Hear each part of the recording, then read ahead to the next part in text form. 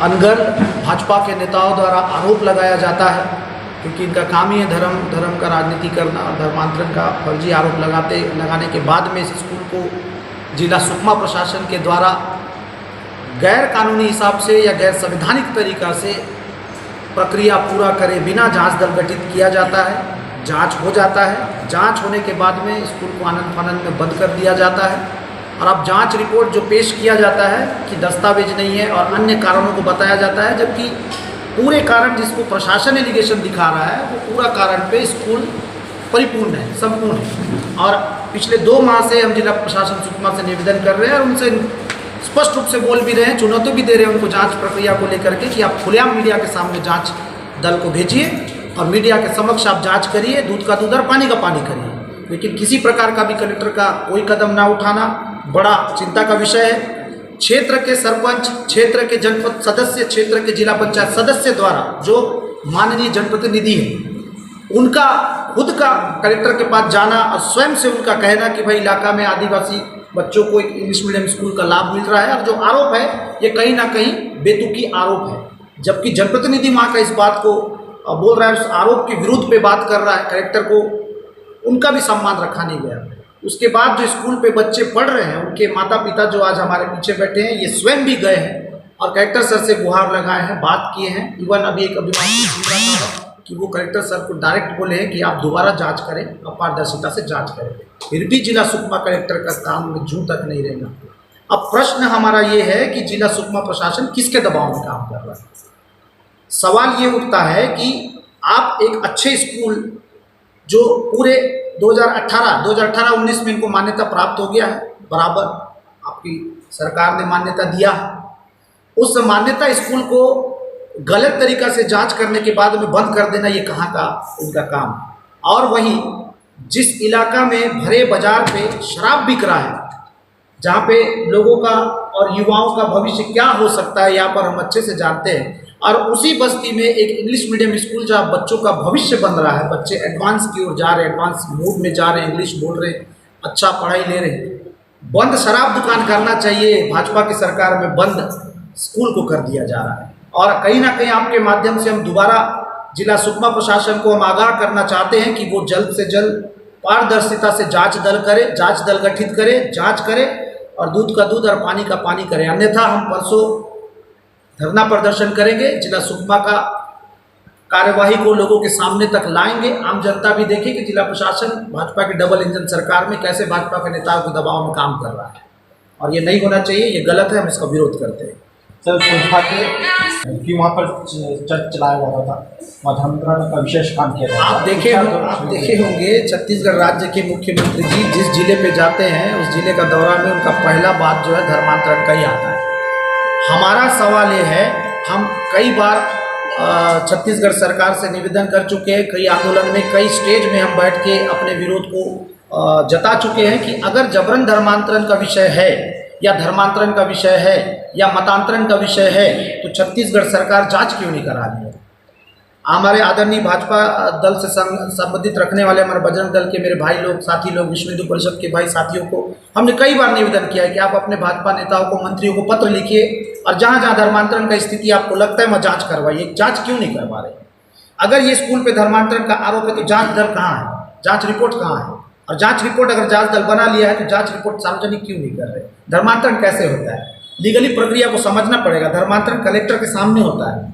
एक व्यक्ति अगर किसी धर्म को मानने का अपना मन रखता है या फिर बदलने का इच्छा रखता है, बाकायदा फॉर्मेलिटी है, फॉर्मेलिटीज पूरा करता है, कलेक्टर के पास पेश करता है, कलेक्टर संबंधित थाना को भेजता है, संबंधित थाना में उन व्यक्ति को थाना में बुलाया जाता है, थाना में बिठा करके उनसे पूछा जाता है कि आपको कोई जबरदस्ती कुछ बोला गया है, वो लोग नहीं बोलते हैं, तब उस लेटर पे थाना द्वारा एनओसी या फिर नॉन ऑब्जेक्शन सर्टिफिकेट दे दिया जाता है। तब वो कागज जो है कलेक्टर के पास पहुंचता है, जिससे साबित होता है कि वो व्यक्ति ने अपना धर्मांतरण कर लिया है। ये कैसा आरोप है कि स्कूल में धर्मांतरण कराते हैं? ये समझने का बात है। मतलब भाजपा के नेताओं द्वारा जो असंवैधानिक शब्दों का उपयोग किया जा रहा है और जो संवैधानिक पद पे बैठे हैं वो संवैधानिक शब्दों को दरकिनार करते हुए असंवैधानिक शब्दों को ताकत देते हुए उनको और ताकत देके असंवैधानिक कृत्यों को जो कर रहे हैं जिस प्रकार से छत्तीसगढ़ में, बेहद ही चिंता का विषय, हर वर्ग के लिए चिंता का विषय है। केवल ईसाई मसीह धर्म का बात नहीं है, सभी वर्ग के लोगों को समझना पड़ेगा कि लोग और संबंधित सरकार जो भी है वो विकास की बातों से भाग रही है और बढ़ोतरी की बातों पे ये लोग रोक लगा रहे हैं।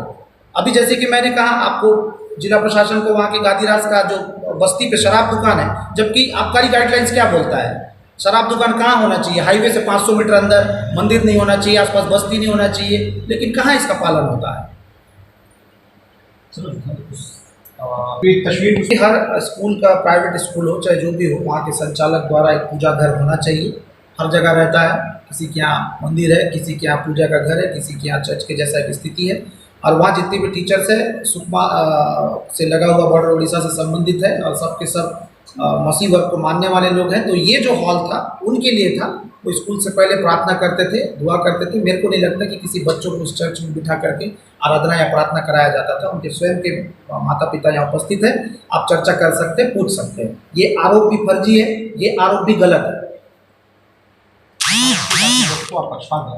प्रशासन के चार्जशीट रिपोर्ट तो आप छोड़िए, वो रिपोर्ट ही सही नहीं है।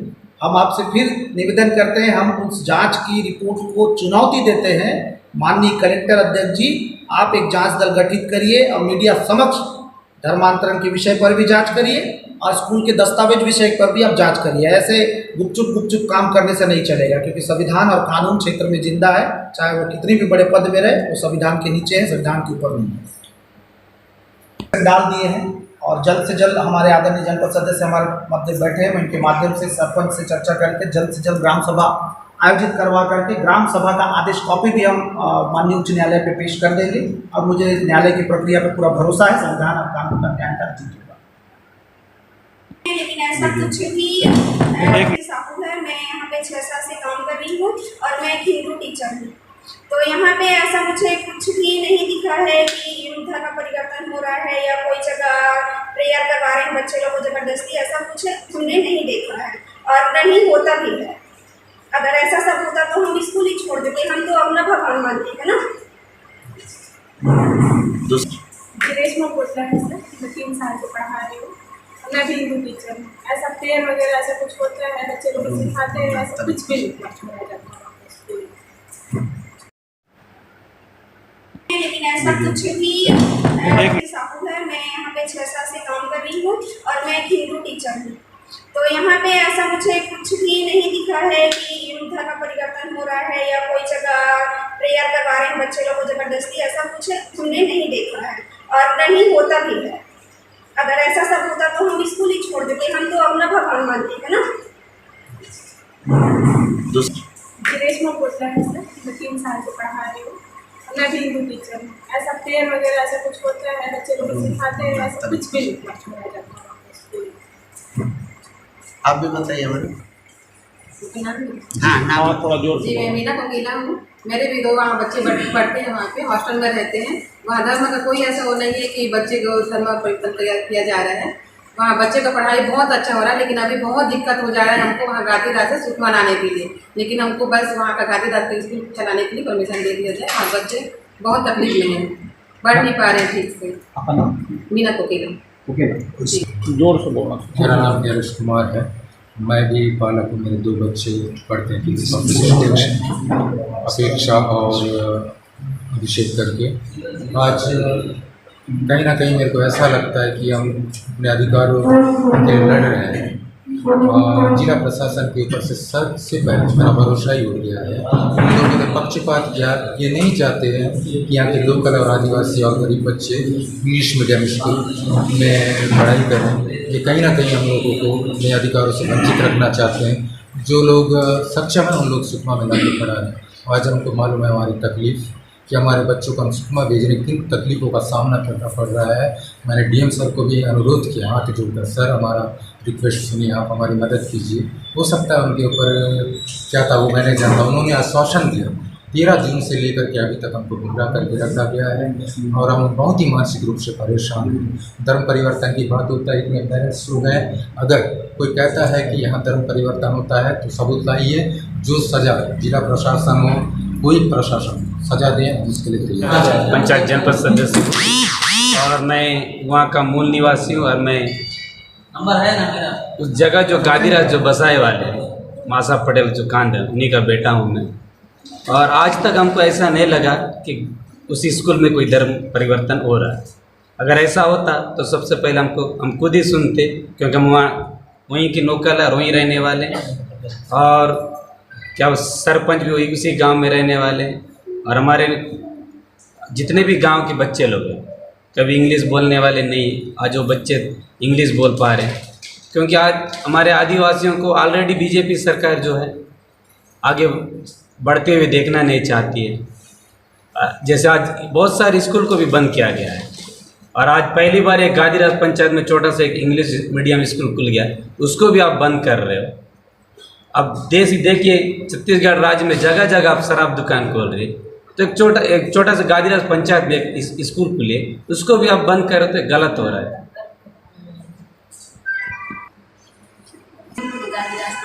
रीना कोड़ी ना